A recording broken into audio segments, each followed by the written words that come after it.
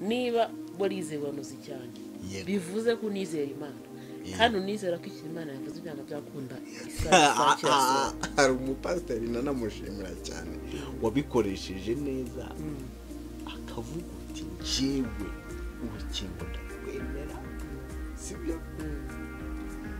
nararukoresheje yari yanazikoresheje mbere yanjye atari ubu narazikoresheje niba ubwo ibyo bya mbere byahanuwe birimo birasohora ndi muri Kristo turagendana neza mbese umuntu niba ari muri Yesu ndumva narigeze kumubona yaravuze ngo ndumva yaravuze ngo ntabwo urwo rukingo ruzaza urumva ari muri Kristo mpagarara nibyo nende bo mvuga rero niba umuntu yarizeye neza ko ibanuza Imana yavuze gusohora yakaba yanashikamye neza. Yes, reka mbashimiye cyane kandi mbahe ikaze mwe mukomeza kurijyana 50 to 50 muherereye mu majyepfo, amajyaruguru, iburasirazuba, iburengerazuba. Atutibagiwe namwe muri mu ntara ya gatandatu diaspora. Turabakunda cyane. Kwibagiwe umujyi wa Kigali ntabwo ari ngombwa. N'umujyi wa Kigali. Ese buriya iyo uvuze intara ya gatandatu ya gatanu bariye. Ariko niko buri ishobora kuba ari umujyi wa Kigali, ariko umujyi wa Kigali ntabwo ari intara. No sinyiri kutima mu ntara ya gatandatu ya diaspora.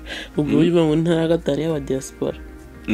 Kuko niyo ntara ya gatanu ibaho kimutita mutaruka mukajya mu ya gatandatu. Iyo diaspora mu giri ya gatanu. Naka Ejo ndabaye intara ya diaspora cyangwa umujyi wa diaspora. Ni intara. Byanditse ku ikarita y'u Rwanda ko ari intara ya diaspora. None se wumvishe ku ikarita ko bavuga ngo n'umujyi? Oya, tuzi ko kitabaho intara enye. Amajyepfo, amajyaruguru, iburasirazuba n'uburengerazuba. Kongeraho umujyi wa Kigali biriho plus umujyi wa Kigali. Wigeze unanditseho ngo kongera intara ya gatandatu ya diaspora. Ikarita yarahindutse. Bigomba guhinduka abantu muri mu ntara ya gatandatu ubwo muzamanuke mu ya gatanu. Oya mu ya gatanu cyangwa se muvuge ngo n'umujyi wa diaspora. At least aho kugira ngo kuvuge ngo intara ya diaspora. Mwumvishe itiku? Nyine buri mwaka njya gutagira itiku. Tangira wivuga kugira ngo tukomezanye batuze. Anyway guys, ni Mahombi baba bizongeye. N'ubundi ngiye Muranzi imfura ryahamye. Mwaka mushya by the way. Mwaka mushya bavuga muhire. Mwaka mushya muhire Mahombi. Kuri twese. Tunayifuza abanyarwanda dukurikira dukunda umunsi ku munsi batwereka ko bari hafi yacu.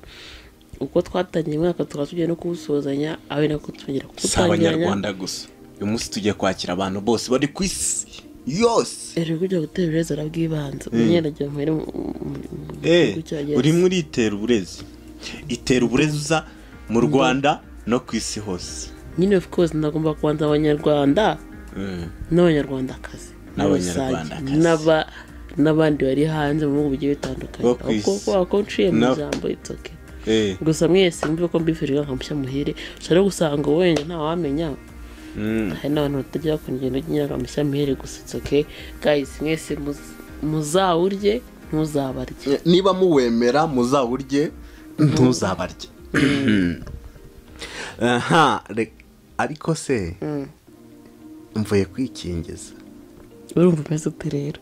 Hari abavuga ngo umuntu agiye kwikingiza ngo ngava yabaye ihene, undi ngo avaye ngo afite smako mu kaboko. Nta icaro ufite udushyira turebe. Ubu nabaye ihene ushaka kuza kuyiba. N'urukingo rwa kabiri. Wifata rwa kabiri.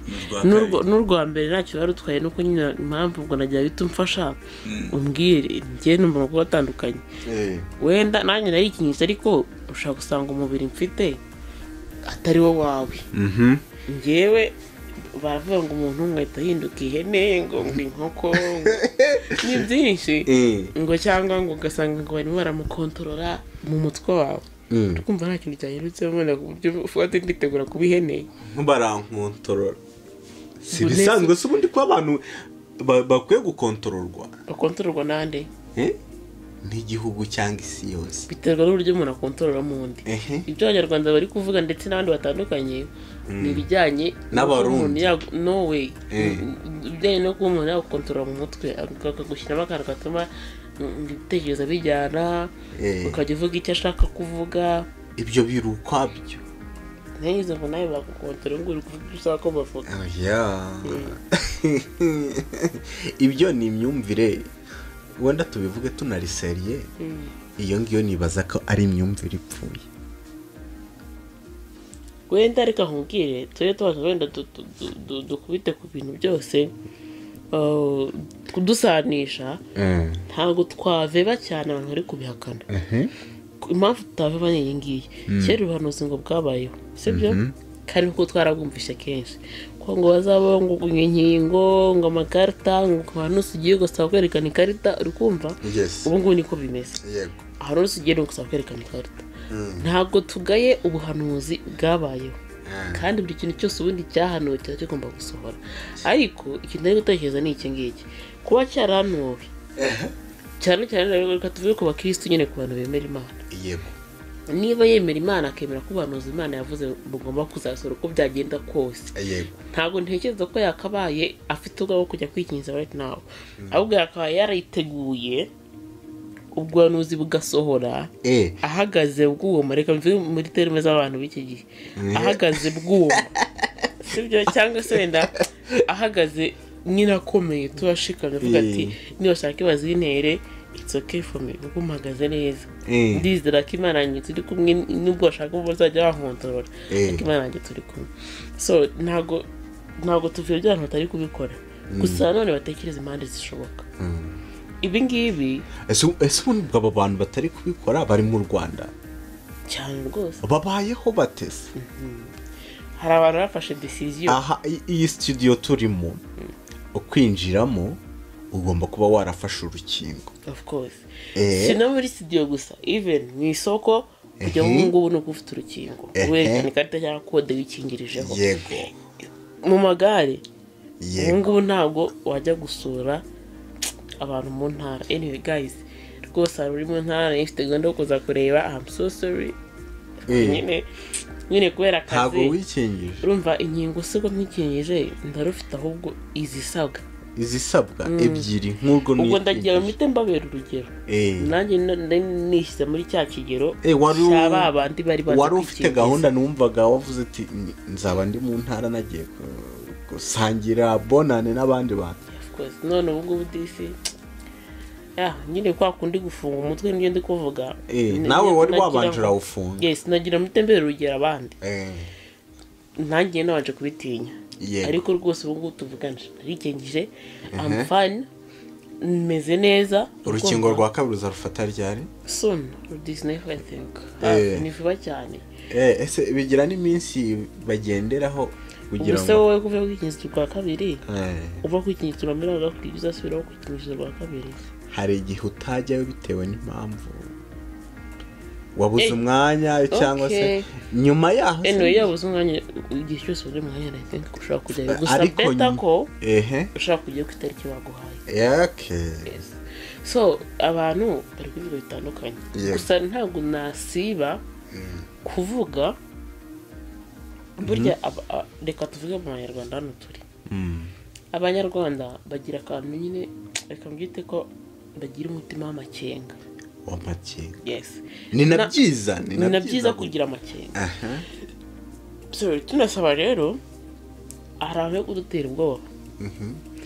Hari ikintu tugomba kuzirikana twebwe abanyamakuru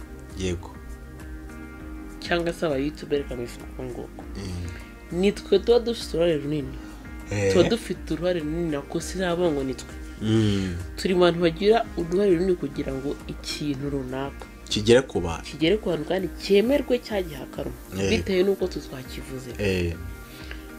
hari abari kuza kuri YouTube bo ingingo yabo ari ukugira ngo berekane ukuntu urukingo tugiye guterwa byanga byakunda hari izindi mbaraga zitari nziza zirwihisha inyuma. Guys niba ufite umuntu ugufollowinga mufate nk'urugero niyo duta abantu bacu abafans bacu right now tuvuge ndavuze nti ubu ngubu ewa ni ibintu byakaze ugira hariya naha barasanga nuhagera barakwica n'urugero ndahamya ntashidikanya ko umuntu uri bubyumva atari bugeyo. Se abantu ubundi ko badafite n'ubwenge butekereza neza, ndabivuga gutya reka nkoresha iyo mvugo banyihanganire. Niba umukuru w'igihugu yarafashe urukingo akaza ari mu bambere, akaza no mu bambere, azi ubwenge afite we kuvuga ati bashobora kunkotorora igihugu bakacyintwara, birumvikana. Kubera iki watagize ayo makenga? Anyway, reka babwire ikintu ndetse n'abandi bagiye bakomeye turabibona ko bafata inkingo kuko biba biri ku mugaragaro, cyane cyane twebwe ko tuba twanabikuruye byose.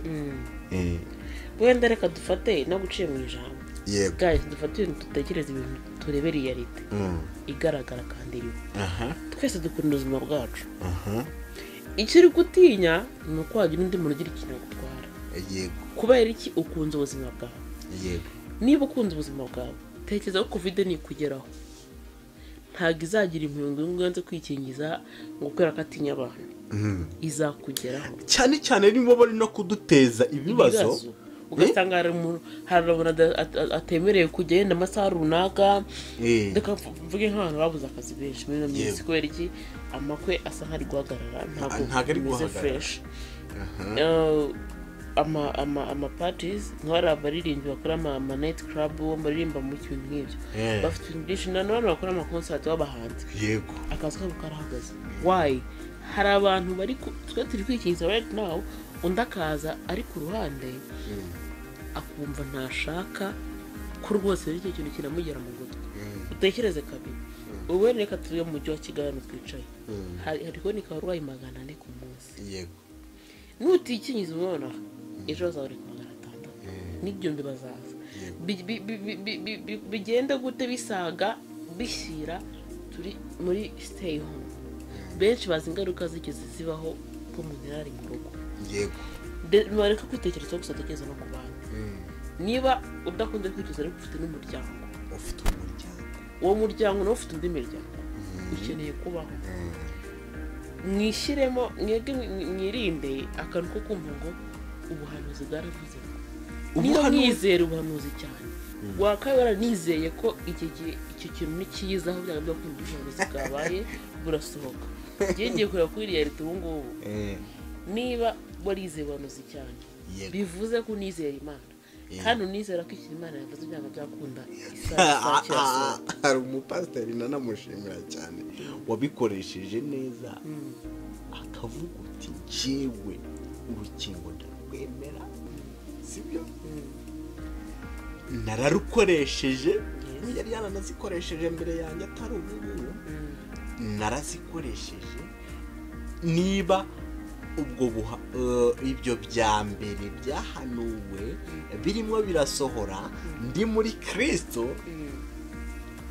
turagendana neza. Mbese umuntu niba ari muri Yesu ndumva narigeze kumubona yaravuze ngo yaravuze ngo ntabwo urwo rukingo ruzaza urumva ari muri Kristo mpagarara. Nibyo nende bo mvuga rero. Ni umuntu yarizeye neza ko ibanuza Imana yavuze bisohoye. Yakaba yanashikamye neza akavuga ati kanitegure ubwo abahanuzi nibuze uzasanga inkomeye. Yego. Nimara gukomera bigenda bite nze niba runtera rusange impagaze neza, niba ajya no kunkontorora bimpagaze mu Mana yanjye neza. Ahubwo ngere ko mbwira ikintu abwira abantu bafite ubwoba. Guys, mwisuzume. Ahubwo rero ngo nkore ikindi kugira ubwoba. None se ziriya boro nabonye barimo baratera abantu zo mu kuboko wazivuga iki ko na zaba ecochip? Yego. Izo zirahari ziracyari mu bihugu byo hanze. Yego. No mu Rwanda ushaka kuhagera.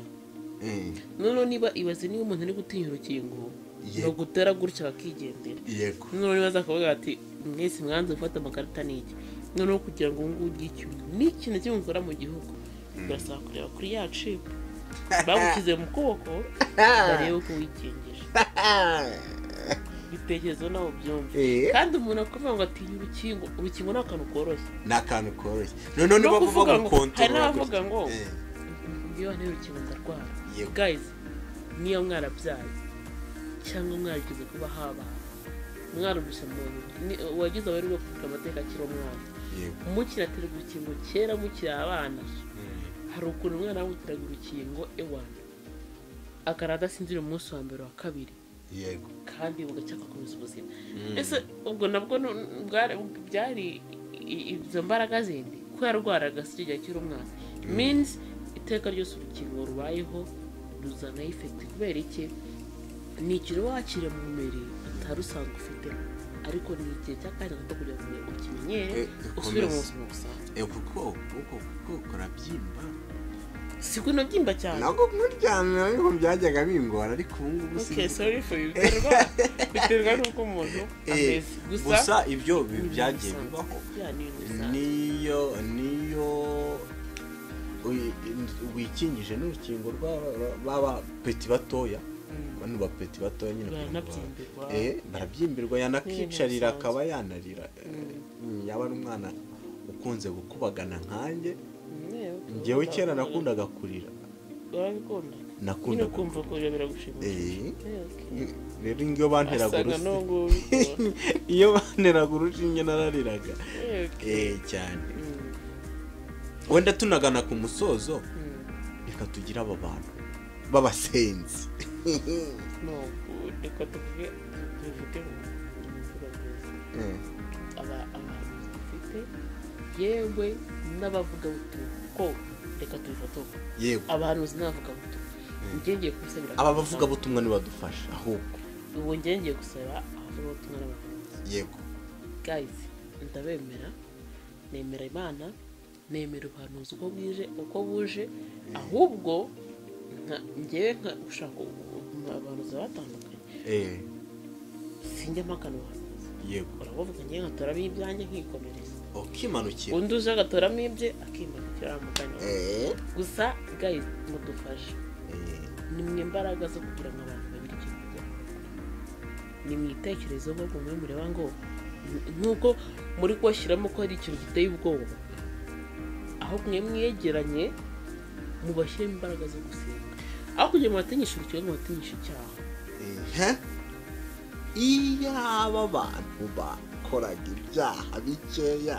bakiteza inshingo nyinshi guys niba umuntu wo kugira ngo utere ubwo mubwire ngo urukingo rufata rurakwica mutinyisha icyaha hano tube serious umuntu uri kujya kuri YouTube yawe ibyaha birakorwa cyane mu mpera z'umwaka birakorwa byinshi wakamubwira ati umwaka warangize neza uri kumwe n'Imana usenga ugeze gutya uri kumubwira ngo urabona ngo izi nkingo ubuhanuzi bwaciye ibintu muri no minsi ntabwo uri kubona umwanya wo kwitekereza ikimenyetso kiraje ngo kabaye wa mugani wawe ni mukabaye ariko kaba gate ufite Kristo yes noneho ntabwo turi kuvuga abantu batekereza gutya inama turi kubagira guys mutekereze kabiri noneho ko ukuntu umuntu ikintu cyamugiye mutunga urukingo ngo kabaye ngo ibintu birakomeye nta n'umuntu uri kubona umwanya wo kwitekereza nk'ubwo watekereza nyine ku kintu cyamugirira akamaro bose batekereza urukingo ese ubundi sinshobora kuba ntakiriho nshobora kuba nabaye inzanga nshobora kuba nshobora kuba ni wowe ukwiye kuba inzanga hano mu gihe ese abantu bose bateye urukingo babaye inzanga baramutse babaye inzanga ninde wagisigaramo mbere yuko mukora ikintu mutaking action runaka muze mutsinda twice muti ibintu gukora bimeze bite ese niba urukingo ruje so wa mbere ugiye kubyiteza bamaze kwiteza inka miliyoni ndakeka bageramo guys mutekereze neza mukunda ubuzima bwanyu niba utabukunze kunda ubw'umuturanyi n'udakunze ubw'umuturanyi kunda ubw'umufamili uri kure kandi nawe ufite famiye nawe ufite famiye kuko ubuzima tuhererekanya rero njyewe simvuga byinshi gusa ndisabira abavugabutumwa n'abakozi b'Imana bose muri rusange babasha kuvuga tujya dukorera Imana bikagira aho bigera mubashe gushyira aho kugira ngo umuntu utinyishe urukingo aho kugira atinye urukingo atinye icyaha wenda aho kugira atinye ingaruka z'urukingo atinye ingaruka z'icyaha. reka noneho tugire dutya tuvuge tuti duterera agapira abafana bacu. Reka tubaterera agapira tuvuge duti mutwandikire muri komenti urukingo ruremewe, ni ibyahanuye biri gusohora bidusohoreyeho kandi ntidushaka kubijyamo. Erega ntabwo tubwire gusa nubwo duhakanye ko ari ibyahanuwe, utagira ngo ni umuturi bw'akantu, ni ibyahanuwe. Ibyahanuwe bisanzwe uhagaze ute kugira kubitinya kugira ngo twinjire. Mutubwire uko muhagaze. Guys, ngiye ndisabira abavuga bagira icyo bakora, namwe bafana bacu bisanzwe urugendo rw'umuturanyi wawe umukangurira kujya kwikingiza. Nanashimira cyane abandi bavuga tumwe kugenda batubwira ko urukingo nta kibazo, ahubwo ko uhagaze muri Yesu aribyo birumufasha. Ni njye ndumva ari ikintu narenza, njye narikingije, ikintu narenza ni iki ngiki kimwe cyonyine, ndabakunda mana yanjye, ndabakunda hano nanjye ibindenga, nkumva nyine mubari abantu bari kwigira uko nguko mutaba murimo.